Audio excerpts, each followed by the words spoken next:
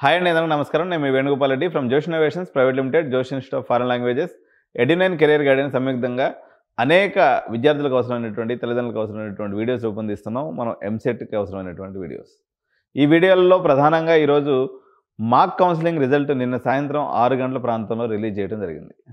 అసలు ఈ మాక్ కౌన్సిలింగ్ ఏంటి, ప్రజెంట్ మీరు తీసుకోవాల్సినటువంటి చర్యలు ఏంటి, ఈ మాక్ కౌన్సిలింగ్ని బట్టి మనం ఏం అర్థం చేసుకోవాలి, ఎటువంటి యాక్షన్స్ తీసుకోవాలి, ఎటువంటి తప్పులు చేయకూడదు అనేది మనం ఈ వీడియోలో సవివరంగా నేను మీ ముందు ఉంచుతున్నాను.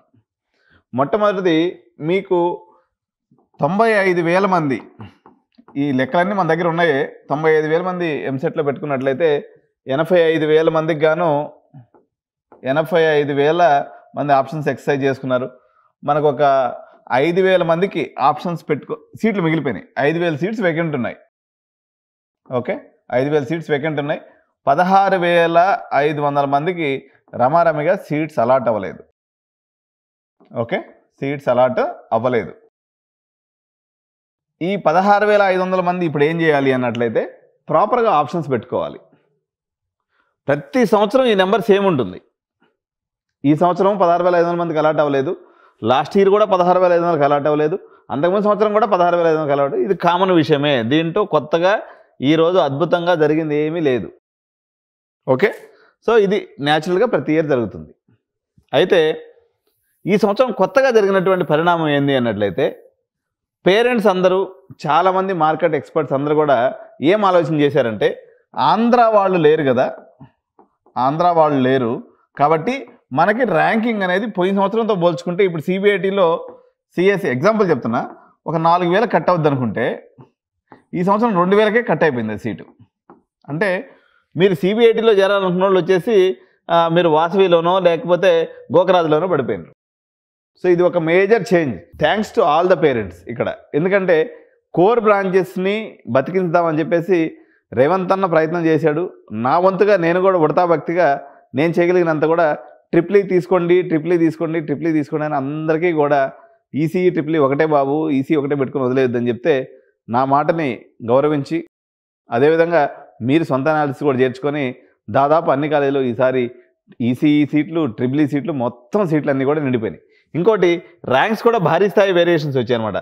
లాస్ట్ టైము ఒక కాలేజీలో 35,000కి ట్రిపుల్ కట్ అయితే ఈ సంవత్సరం అది 25,000కే కట్ అయిపోయింది. సరే, అసలు యాక్చువల్గా ఇప్పుడు ఈ మాక్ కౌన్సిలింగ్లో సపోజ్ మీకు గోకరాజులో సీట్ వచ్చింది, లేకపోతే గీతాంజలిలో సీట్ వచ్చింది, గీతాంజలి కాలేజీలో మీకు సీట్ వచ్చింది అంటే ఈ సీటు మీకు పర్మనెంట్ అయిపోయినట్టేనా, మాక్ కౌన్సిలింగ్లో వచ్చిన సీటు ఈ పర్మనెంట్ సీటేనా అని అనుకుంటే దురదృష్టవశాత్తు కాదు. అంటే మీకు ఈరోజు జీసీటీసీ మంచి కాలేజ్ అని వేణుగోపాల్ రెడ్డి చెప్పిండు, లేకపోతే XYZ చెప్పిండు అని చెప్పి అందరూ జీసీటీసీ పెట్టుకున్నారనుకోండి, అంటే మీరు ఇచ్చినటువంటి ఆప్షన్స్ ట్రయల్ వర్షన్, ఇది నిజమైనటువంటి ఆట కాదు, ఇది trial version. Sir, trial version చేసినందువల్ల మాకు వచ్చే బెనిఫిట్ ఏంది, ఈ 16,500 మంది విద్యార్థులు మేము తప్పు చేశాము, మాకు కంపల్సరీగా ఫీజు రీయింబర్స్మెంట్ సీటు కావాలి, ఈసీ కాకపోతే ట్రిప్లీ, ఐశ్వర్య కాకపోతే ఏదో మా గల్లీలో ఉన్న అమ్మాయినా ఓకే అని ఆప్షన్స్ మార్చి పెట్టుకుంటారనేటువంటి ఎంపిక మీకు చెప్పడం కోసం చేసినటువంటి ఒక ట్రయల్ రన్. ఈ ట్రయల్ రన్లో ఈ 16,500 మంది అర్థం ఏం చేసుకోవాలా, ఇప్పుడు దాకా మీరు ఏమని ఈ 16,500 మంది అనుకుంటారంటే, మాకు మంచి ర్యాంక్స్ వచ్చినాయి, నాకు సిఎస్ఎం తప్ప ఏమీ వద్దు అని బొంగర మూతి పెట్టుకొని ఒక 10 కాలేజీలో 20 కాలేజీలు పెట్టుకొని వదిలేసినటువంటి వాళ్ళందరూ మీ మనసును మార్చుకొని అప్పుడు సిఎస్సి పెట్టుకోవచ్చు, ఐటీ పెట్టుకోవచ్చు, లేకపోతే సిఎస్బిఎస్ పెట్టుకోవచ్చు, లేకపోతే సైబర్ సెక్యూరిటీ పెట్టుకోవచ్చు, వెనుకపాటు చెప్పినా ఏ రాయని ఒకటి పల్టాలు కొడుతుంది దానికని చెప్పేసి మీరు బ్రాంచ్ని మనసును మార్చుకొని వేరే బ్రాంచ్లు మార్చుకొని పెట్టుకోండి. ఇది మీకు ఇచ్చేటువంటి డైరెక్షన్. ఓకే, ఇది 16,500 మందికి సంబంధించి. ఇంకా కొంతమంది ఏమనుకుంటారంటే 5,000 సీట్స్ మిగిలి ఉన్నాయని మీరే చెప్తున్నారు కదా సార్, 5,000 సీట్లు సిఎస్ఎం సీట్లు అయి ఉండొచ్చు, మనం అందరం జాగ్రత్తగా ఎక్కడున్నాయో సిఎస్ఎం ఎతికి పెట్టుకుందామని మీరు అనుకుంటారు. మిగిలిపోయింది సిఎస్సి సీట్లు కాదు, బాగా చిన్న కాలేజీలో సిఎస్సి సీట్లు కొన్ని మిగిలినాయి కానీ, but majority of the college సీట్స్లో మీకు మిగిలింది మెకానికల్, ట్రిపుల్ సివిలే, ఇంకేదైనా ఆర్ట్ బ్రాంచెస్ ఉంటే అవి మిగిలినాయి. కాబట్టి ఈ 5,000 సీట్లు మీరు కోరుకున్న సీట్లు కాదు, కాబట్టి దీనివల్ల మీకు వచ్చేటువంటి ఉపయోగం లేదు. ఇకపోతే ఇప్పుడు ఏం చేయాలి అన్నట్లయితే, అందరూ సిస్టమ్ ముందు కూర్చోండి. సిస్టమ్ ముందు కూర్చొని కాలేజ్ వైజ్ అలాట్మెంట్స్ అనేటువంటి ఒక ట్యాబ్ ఉంటుంది అందులో. ఆ ట్యాబ్ ఓపెన్ చేసి సపోజు మీరు టాప్ 10 కాలేజెస్లో ట్రిపుల్ ఈ కావాలనుకుంటున్నారు. ఓకే, ఈ టాప్ 10 కాలేజీల యొక్క లిస్ట్ అంతా ప్రింట్అవుట్ తీసుకోండి. మీ క్యాస్ట్కి ఎక్కడ కట్ అయింది, మీ జెండర్కి ఎక్కడ కట్ అయింది. క్యాస్ట్ అంటే ఓసీ, బీసీ, ఎస్సీ, ఎస్టీ, లేదా జెండర్ అంటే మేల్, ఫిమేల్. ఈ 2 క్రైటీరియాని పెట్టుకొని మీరు అబ్బాయి అనుకోండి, ట్రిపుల్ ఈ సిబిఐటిలో ఎంత కట్ అయింది, వాసవిలో ఎంత కట్ అయింది, గీతాంజలిలో ఎంత కట్ అయింది, నరసింహారెడ్డిలో ఎంత కట్ అయింది, ఏవిఎన్ కాలేజీలో ఎంత కట్ అయింది, శ్రీనిధిలో ఎంత కట్ అయింది. ఇట్లా మీరు కాలేజీల వారీగా లిస్ట్ తీసుకొని దగ్గర పెట్టుకొని చూసుకొని మీకు ఎక్కడ పడుతుందో అంచనా వేసుకోవచ్చు. మీరు ఇండివిజువల్గా వచ్చినటువంటి మాక్ అలాట్మెంట్ బేస్ చేసుకొని మళ్ళీ సొంతంగా ఆప్షన్స్ మార్చుకున్నందువల్ల ఉపయోగం ఉండదు. ఈసారి my statement I will repeat 2 to 3 times మీ మైండ్లో ఇన్సర్ట్ చేయడానికి. మీకు వచ్చినటువంటి మార్క్ సీట్ అలాట్మెంట్ ఆధారంగా మీరు కొన్ని అడ్జస్ట్మెంట్స్ చేసుకుంటే అవ్వదు. జనరల్గా మీకు వచ్చింది గీతాంజలిలో వచ్చినట్లయితే మీకు రేపు పొద్దున వచ్చే ఫైనల్ అలాట్మెంట్ 5 కాలేజీలు పైకి జరగవచ్చు, 5 కాలేజీలు కింద కూడా జరగవచ్చు. సార్ మాకు అలాట్మెంట్ వచ్చింది ఎట్టపోయిందో సార్, మిస్ అయిపోయింది సెకండ్ ఫేజ్ కౌన్సిలింగ్లో రా. ఇంకొక ప్రమాదం కూడా ఉంది. సపోజ్ మీరు ఒక 80 ఆప్షన్స్ ఇచ్చున్నారు. ఓకే, 80 ఆప్షన్స్ ఇచ్చున్నారు, మీకు చివరి ఆప్షన్లో సీట్ వచ్చింది, 80 ఆప్షన్లో సీట్ వచ్చింది అంటే మీకు ప్రమాదం పొంచి ఉంది, మీ సీటు అసలు రాకుండా ఉండడానికి కూడా. కాబట్టి మీరు 80 ఆప్షన్స్ ఇచ్చినటువంటి వాళ్ళు ఫస్ట్ 50 ఆప్షన్స్ ఎత్తిపారేయండి, అసలు అవసరం కూడా లేదు. 51వ ఆప్షన్ నుంచి మళ్ళీ కింద ఆప్షన్స్ ఒక 100 వరకు పెట్టుకోండి, అప్పుడు మీ సీట్ గ్యారంటీగా వస్తుంది. లేదా కాలేజీల వారీగా వచ్చినటువంటి అలాట్మెంట్ చూసుకోండి. సపోజ్ ఎగ్జాంపుల్ మీరు ఏస్ ఇంజనీరింగ్ కాలేజీలో సీట్ కావాలనుకుంటున్నారు. ఏం సీట్ కావాలనుకుంటున్నారు, ఐటీ సీటో లేకపోతే ఈసీ సీటో కావాలనుకుంటున్నారు. ఏస్ ఇంజనీరింగ్ కాలేజీ ఫోల్డర్ ఓపెన్ చేసి మీరు కావాలనుకున్నటువంటి బ్రాంచ్లో కట్ ఆఫ్స్ కేటగిరీ వారీగా ఎట్లున్నాయో చూసుకోండి జరా. చూసుకొని దాని బేసిస్ మీద మీరు ఆప్షన్స్ని చేంజ్ చేసుకోవాలి. సపోజ్ ఓన్లీ టాపర్స్ తీసుకుందాం, అంటే 20-30 వేలు ర్యాంక్ వచ్చి ఓన్లీ 50 ఆప్షన్స్ పెట్టుకున్నారు. నేను మళ్ళీ చెప్తున్నా, మీ కింద కానీ ఒక 10-20 ఆప్షన్స్ కానీ లేవనుకో. సపోజ్ మీరు ఒక 60 ఆప్షన్స్ పెట్టారు, మీకు 50 ఆప్షన్స్లో వచ్చింది. ఈ సీట్లను ఇలాగే ఉంచుకోవాలా, ఏమన్నా మార్పు చేయాలా అన్నట్లయితే మీరు కింద ఇంకొక 10 యాడ్ చేయండి. 50 ఆప్షన్స్ మీరు పెట్టారు, 10వ ఆప్షన్లోనే మీకు సీట్ వచ్చింది, మీరు ఆప్షన్స్ చేంజ్ చేయబడలే. మీరు 50 ఆప్షన్స్ పెట్టారు, 10 ఆప్షన్లోనే మీకు సీట్ తగిలింది, మీరు ఇంకా ఆప్షన్స్ చేంజ్ చేసే అవసరం లేదు. లేదంటే బాగా ఆలోచించి వచ్చినటువంటి కాలేజీల వారిగా పెద్ద ఎక్సర్సైజ్ చేసే తెలివితేటలు ఉన్న వాళ్ళు ఏమో చేసుకోవచ్చు తప్ప జనరల్ పబ్లిక్ ఈ ప్రయత్నం చేయవద్దు. తర్వాత ఇంకొంతమంది పేరెంట్స్ నా దగ్గరకు వచ్చి చెప్పేటువంటి మాట ఏంటి అంటే, సార్ నాకు 11,000 ర్యాంక్ వచ్చింది, పక్కనోడికి ఏమో 12,000 ర్యాంక్ వచ్చింది, సేమ్ క్యాస్ట్ మేమిద్దరము, వాడికి సీట్ వచ్చింది, నాకు సీట్ రాలేదు, ఎందుకని ఇట్లా? నేను ముందుగానే చెప్పిన ఈ యొక్క సీట్ అలాట్మెంట్ అనేది రోస్టర్, ROASTR రోస్టర్ అనేటువంటి పద్ధతిలో నడుస్తుంది. ఈ రోస్టర్ అనేది పొరపాటున కూడా కళ్ళ కూడా తప్పు చేయదు. ఇది ఒక system based allotment, no human being involvement అనేది ఇందులో ఉండదు. కాబట్టి ఇలా ఎందుకు జరుగుతుంది ఉండొచ్చు అంటే, వానికి ఇంకేదో స్పెషలైజేషన్ కేటగిరీలో ఉండుంటుంది. ఫిజికల్లీ హ్యాండిక్యాప్డ్ ఉండొచ్చు, లేకపోతే ఎక్స్ సర్వీస్ మ్యాన్కి సంబంధించింది అయి ఉండొచ్చు, లేదా ఎన్సీసీకి సంబంధించింది అయి ఉండొచ్చు, లేదా మీ ఇద్దరికి ఒకటే ర్యాంక్ వచ్చినప్పుడు వాడికి మ్యాథ్స్ అనేటువంటి సబ్జెక్టులో ఎక్కువ మార్కులు వచ్చి ఉండొచ్చు. ఇట్లా 100 పారామీటర్స్ని తీసుకుంటుంది రోస్టర్ అనేది. కాబట్టి ఇలా సిస్టమ్ ఎప్పుడు తప్పు చేయదు. ఇలాంటి నిందలేయటం మానేసి పెన్ను పేపర్ తీసుకొని అలాట్మెంట్స్ ఓపెన్ చేసి హోంవర్క్ చేసుకొని ఆప్షన్స్ పెట్టుకోవాలి. ఇంకొంతమంది ఈరోజు పరుగో 13వ తారీఖు నుంచి 23, 24వ తారీఖుల దాకా ఈ నెల కాలేజీ వాళ్ళు పుచ్చిపోయిన బెండకాయల్ని, వంకాయల్ని కూడా ట్రిపుల్ రేట్ అమ్ముతారు. ఎందుకు? ఇది మీ బీపీ వచ్చేటువంటి సమయం అన్నమాట. ఈ మార్కుని చూసిన తర్వాత సగం మందికి బీపీ వచ్చి ఉంటుంది, ఇక మిగిలిన వాళ్ళకి రేపు 18వ తారీఖు అలాట్మెంట్ కాగానే మళ్ళీ బీపీ వస్తుంది. ఈ బీపీ ఉన్నటువంటి దాన్ని మంచిగా క్యాష్ చేసుకోవాలనుకున్నట్లయితే వాళ్ళ దుకాణాలు గట్టిగా ఓపెన్ చేసి పెట్టుకోవాలి. అందుకని ఈరోజు అన్ని దుకాణాలు ఓపెన్ అయి ఉన్నాయి. నేను అనుకున్నా ఫస్ట్ అన్ని కాలేజీల డొనేషన్లు మనమే చెప్పేద్దాం, దాన్ని బట్టి పేరెంట్స్ అర్థం చేసుకొని వస్తారు. అందాజాగా ఎంత డొనేషన్స్ ఉంటాయంటే మా పాత వీడియోల్లో ఉన్నాయి, ఇంచుమించు అంతే ఉంటాయి డొనేషన్స్. టాప్ 10 కాలేజీలు డొనేషన్స్ అట్లే ఉన్నాయి. ఉదాహరణకి ఇప్పుడు నేను మళ్ళీ కూడా చెప్తున్నా, ఇప్పుడు టాప్ 3 కాలేజెస్ అనుకోండి, సిబిఐటి, విఎన్ఆర్ అనుకుంటే ఎంత బడ్జెట్? 30 లక్షలు దీని వాల్యూ. ఓకే, గోకరాజ్ అనుకుంటే ఏంది పరిస్థితి? ఓకే, 15+ ఫీజు అప్రాక్సిమేట్గా. ఓకే, వర్ధమాన్ అనుకున్నాం అనుకోండి, ఒక 11 ప్లస్ ఫీజు 11 or 12, లేదా సివిఆర్ అనుకోండి 13 or 14 lakhs plus fees. Okay, Srinidhi అనుకోండి 9 lakhs plus fees. Okay, Gitanjali అనుకోండి ఇది కూడా 9 lakhs ప్లస్ ఫీజు.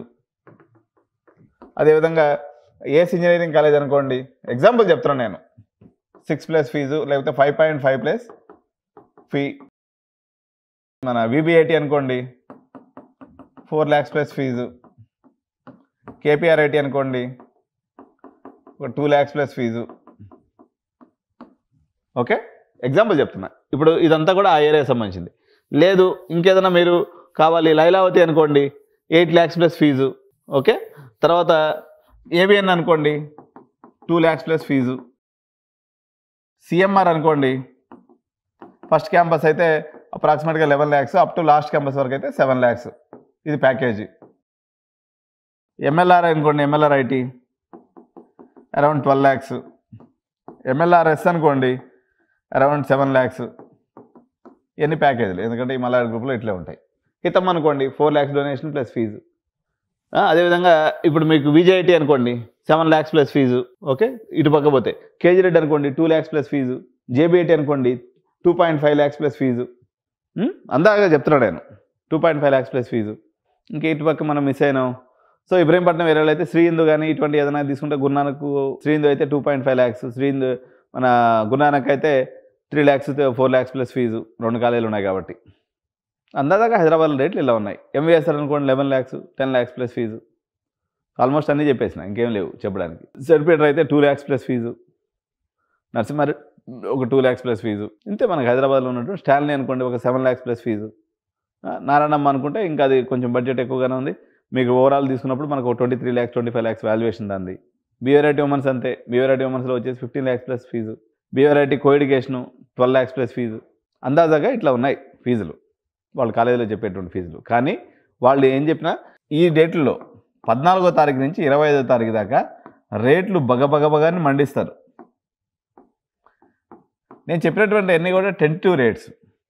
మీరు ఈ పర్టికులర్ డేట్స్లో కాలేజీకి వెళ్తే మీకు అన్యాయం జరిగిపోద్ది. మీకు టెన్షన్లో ఉంటారు, వాళ్ళు ఎక్స్ప్లైట్ చేసి రావాలని కూడా గుంజుకుంటారు. సెకండ్ ఫేజ్లో ఆగస్టు 2వ తారీఖు పైన వస్తే కొత్త సీట్లు వచ్చే అవకాశం ఉంది. ఓకే, కాబట్టి యూనివర్సిటీస్కి వెళ్ళి తీసుకునే వాళ్ళు తీసుకోండి, వాళ్ళకి టైం ఏం లేదు. మల్లారెడ్డి యూనివర్సిటీ తీసుకుంటారా, శ్రీనిధి యూనివర్సిటీ తీసుకుంటారా, కావేరీ యూనివర్సిటీ తీసుకుంటారా, వాటిలో ఇప్పుడు ఎవరు వెయిట్ చేయాల్సిన అవసరం లేదు. మీరు వెళ్ళినా అప్పుడైనా ఇప్పుడైనా ఒకటే రేట్ ఉంటుంది. కానీ కాలేజీల విషయంలో మాత్రం ఈ 5 రోజులు మీరు వచ్చి టోకన్లు ఇప్పించి ఎవరైతే అడ్మిషన్లు చేస్తారో మీరు పోయి కనుక్కోండి. న్యాచురల్గా రేట్ ఎంత ఉంది, 1 lakh తక్కువ. It is our commitment. ఇక్కడ కొంతమంది పేరెంట్స్ ఏం చేస్తున్నారంటే, సపోజు ఒక ఎగ్జాంపుల్, ఒక కాలేజీలో 30,000 ర్యాంక్ లోపల వచ్చిన వాళ్ళకి ఒక 14 lakhs డొనేషన్ ఉందనుకో, ఈయనకి 1,00,000 ర్యాంక్ ఎత్తుకొని వస్తున్నాడు. 1,00,000 ర్యాంక్ కూడా 14 లక్షలకి ఇస్తారంటే ఎవరు?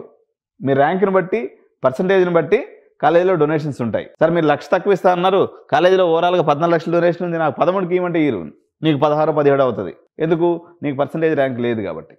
సో ఇది గుర్తుపెట్టుకోవాలి. కాబట్టి దీన్ని బట్టి మన డొనేషన్ స్ట్రక్చర్ అనేది ఉంటుంది. లాస్ట్ మూమెంట్ ఇంకా 5-6 రోజులు క్లోజ్ చేసుకున్నట్లయితే 2025 అడ్మిషన్లు సమాప్తం. అయితే ఇంకొక విషయం, సార్ ఆప్షన్స్ ఎప్పటి నుంచి పెట్టుకోవాలి? ఇవి ఏదైనా చేంజ్ చేసుకున్నటువంటి ఆప్షన్స్ ఈరోజు మీరు సేవ్ చేసే ప్రయత్నం చేస్తున్నా, ఈరోజు సేవ్ అవ్వదు. 14వ తారీఖు 15వ తారీఖు 2 రోజులు పెట్టుకున్నట్లయితే 18th రోజు మీకు రిజల్ట్ వస్తుంది. ఈ 2 రోజులే ఆప్షన్స్కి ఇచ్చిన గడువు. అన్ని ర్యాంకర్స్ ఈ 2 రోజుల్లో పెట్టుకోవాలి. దీంతో పాటుగా ఇంకేముంటుంది మనకి, మీరు అమౌంట్ వచ్చేసి రెడీ చేసి పెట్టుకోవాలి. అమౌంట్ ఎట్ట పే చేసుకోవాలి? డెబిట్ కార్డు ద్వారా కానీ క్రెడిట్ కార్డు ద్వారా కానీ పే చేసుకోవచ్చు, నెట్ బ్యాంకింగ్ ద్వారా కూడా పే చేసుకోవచ్చు. క్యాష్ రూపంలో పే చేయడానికి లేదు. ఈ పే చేసేటువంటి డబ్బులు సెకండ్ ఫేజ్ కూడా వర్తిస్తాయా, నా డబ్బులు ఉష్కాక్ అయిపోతాయని చాలామంది పేరెంట్స్ ఆందోళన పడుతున్నారు. అట్లా ఏమి ఉష్కాక్ కావు. మీ అన్నీ కూడా గవర్నమెంట్ సర్వర్స్లో పోయి సేవ్ అవుతాయి అనమాట. గవర్నమెంట్ ఎస్క్రో అకౌంట్లో ఉంటాయి. కాలేజీ వాళ్ళకి 2 నెలల తర్వాత వెళ్తాయి. కాబట్టి మీరు కట్టేటువంటి డబ్బులు ఏ కాలేజీ కట్టినా కాలేజీకి కట్టరు, తెలంగాణ గవర్నమెంట్ కడతారు. అదొక ఎస్క్రో అకౌంట్లో ఉండి ఒక 2 months తర్వాత కాలేజీకి వెళ్తాయి తప్ప ఇప్పుడే కాలేజీకి డబ్బులు పోయేటువంటి పరిస్థితి అయితే ఉండదు. కాబట్టి మీరు ఫస్ట్ ఫేజ్లో గీతాంజలికి కట్టినా, సెకండ్ ఫేజ్లో అది వచ్చేసి మళ్ళీ శ్రీనిధికి వస్తుంది, మళ్ళీ శ్రీనిధి నుంచి ఏవిఎన్ కాలేజీకి వస్తుంది, ఏవిఎన్ నుంచి మల్లారెడ్డికి వస్తుంది. 4 కౌన్సిల్లో ఎక్కడ మారినా మీ డబ్బులు అనేది డోకలేదు. అది ఆటోమేటిక్గా గవర్నమెంట్ సిస్టంలోనే మారిపోతుంది. ఓకే, మీరు లిమిట్లు పెంచి పెట్టుకోవాలి. చాలామందికి డెబిట్ కార్డులో క్రెడిట్ కార్డులో లిమిట్స్ ఉండవు. ఆ లిమిట్స్ లేకపోతే ఇది వన్ టైం పేమెంట్ అనమాట. మీకు ₹1,00,000 పెండింగ్ ఉంటే ₹1,00,000 ఒకటేసారి కట్టాలి. అంతేగాని 50 ఇప్పుడు కాబట్టి 50 ఇంకో కార్డు నుంచి కడతామంటే అవ్వదు. కాబట్టి మీరు సింగిల్ కార్డులో కానీ నెట్ బ్యాంకింగ్లో కానీ డెబిట్ కార్డులో కానీ క్రెడిట్ కార్డులో కానీ లిమిట్ పెంచి పెట్టుకోవాలి. సరే ఈ డబ్బులు ఇన్స్టాల్మెంట్ పద్ధతిలో కట్టుకోవచ్చు అని మన మెసేజ్ పెట్టాడు. సోదరా, అలాంటి ఆప్షన్ మనకు లేదు. కంపల్సరీగా వన్ టైం పేమెంట్ చేయాలి. తర్వాత ఫీజుల పెరుగుదల విషయం గురించి చాలామంది మెసేజ్లు పెడుతూ ఉన్నారు. ఫీజుల పెరుగుదల అనేది రేపు మంగళవారం రోజు కోర్టు మళ్ళీ లంచ్ మోషన్ పిటిషన్ కింద వచ్చే ఉంది. మన సింగిల్ జడ్జి లక్ష్మణ్ గారు జడ్జిమెంట్ ఇచ్చారు కొట్టేస్తున్నట్టుగా. కానీ మళ్ళీ కాలేజీ వాళ్ళందరూ 3 బెంచ్ జడ్జి కోసం అప్పీల్కి వెళ్తున్నారు. ఇది మనకు మంగళవారం రోజు వస్తుంది. ఇప్పుడు ఏదైతే మీ వెబ్సైట్లో అలాట్మెంట్లో వస్తుందన్నమాట, ఈ ఇచ్చేటువంటి ఫీజు ఏదైతే మేము గవర్నమెంట్ జీవో రూపంలో ఇచ్చినామో ఇది తాత్కాలికమైనటువంటి ఫీజులు మాత్రమే.